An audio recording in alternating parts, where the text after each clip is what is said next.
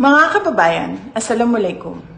Sa kasaysayan ng Pilipinas, naging kagawian na ang pag-atake at pagbato ng sari-saring issue laban sa Vice Presidente.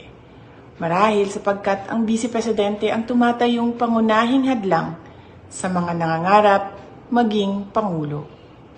Hindi ko ikakagulat kung dumami pa ang mga kaso, investigasyon, testigo paratang atake at paninira laban sa akin sa mga susunod na araw, linggo, buwan at mga taon.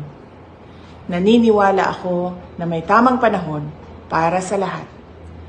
Panahon ngayon ng aking pagtatrabaho. Tutuparin ko ang sinumpaang tungkulin. Uunahin ko ang mga tunay na suliranin. Uunahin ko ang Pilipino. Syukran.